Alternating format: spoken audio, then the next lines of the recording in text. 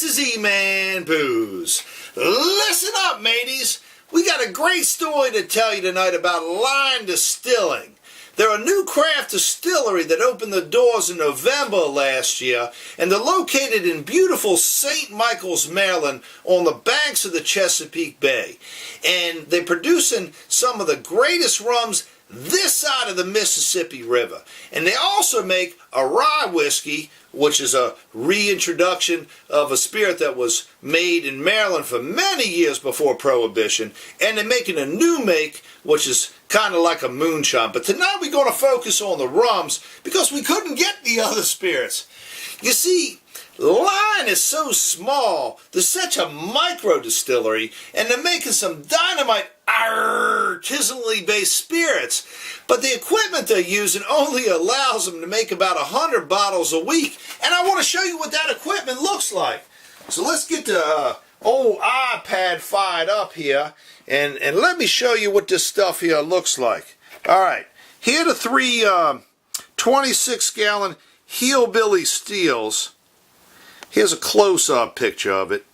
You can see the distillation coming down into the carboy here and all the copper equipment. Now these small steels serve a purpose, and proprietors Ben Lyon and Jamie Wyndon, their philosophy is this: when you use smaller equipment, you can make a better, tastier spirit. And I agree with that philosophy after tasting these here rums and some of the other stuff that they're making.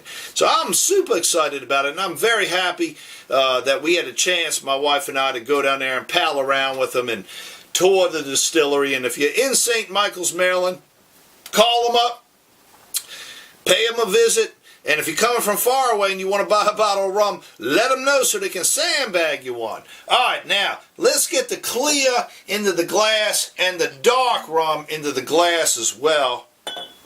Get a little bit in here.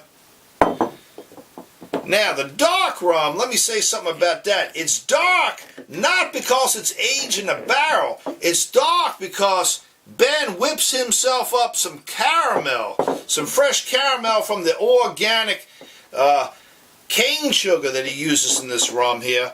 And after he gets the caramel all made up, he adds it to the clear spirit, and that's what gives it the nice color. So let's get it up on the nose and see what we're thinking about it here.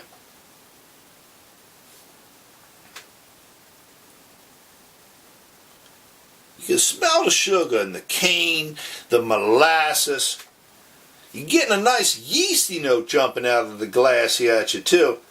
But there's this background note of something vegetal and herbaceous that harkens back to how the cane is harvested in the fields. And I think you can only pick this flavor up in a rum if the rum has been distilled on such a small scale like this, where the attention is paid to distilling it the right way, not over distilling it like the big boys do in a real tall column, and not stripping the flavor out of it. And that's what Ben does. And he's trying to bring rum back to the way it was in the old days. And if you hold this thing up here to the light, you'll notice that it's not super clear. And Ben's philosophy is that he don't want to chill filter it and remove any of the proteins and flavors in it. And I commend him for that, because that's what gives the spirit its uniqueness. You ain't never had rums like these, trust me. And so you need to get into these and explore them. The nose here is just wonderful. Let's give it a whirl here, see what we're tasting.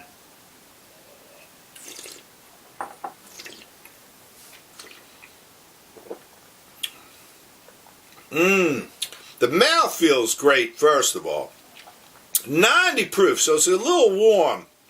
Not too warm, though, to withstand all the flavors that are packed behind it. But you're picking up all the greatness of the cane and the molasses. And you do get the yeasty tones in there. And then you pick up this slight grassiness that's very, very appealing. This here would mix well in any of your favorite cocktails, but you could equally drink it just straight the way I'm doing here now.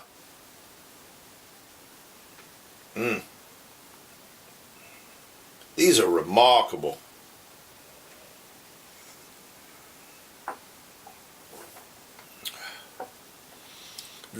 love the natural sweetness and flavors of the cane in here. Let's try the dark.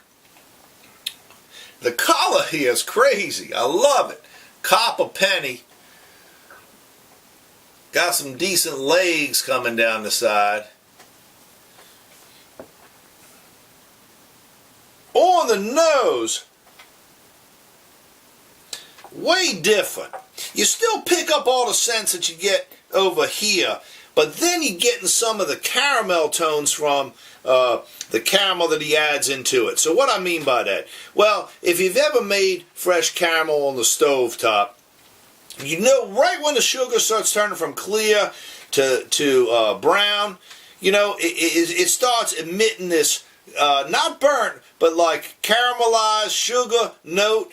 That's exactly what you got in here. And if you're a big fan of toffees and stuff like that, you can pick up these tones here in the nose. Smells remarkably sweeter too. Let's give it a taste.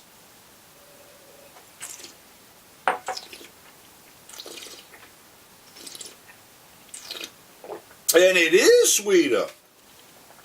Yet the spirit retains all the wonderment of this, with the addition of the caramel tones from the addition of the fresh caramel that Ben puts into the spirit.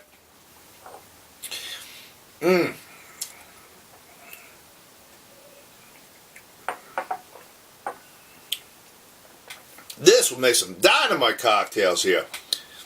Once again, though, you can just drink it straight, because that's what old E-Man does. Now, how do you find these guys on the internet?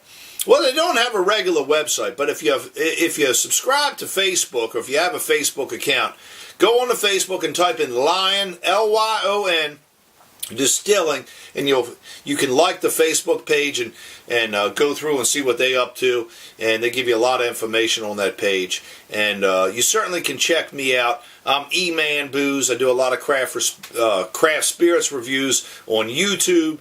I'm on Facebook, Twitter, and Instagram. And the Distillery of the Month column that I write for MainStreetDistilleries.com, the May edition is going to feature Lyon Distilling. So I encourage you to check out the article that's going to be published on May 1st. And in that article, we have some great pictures and a nice question and answer session that I sent Ben, and lots more. So check that out. I'm E-Man Booze. Bye, you all.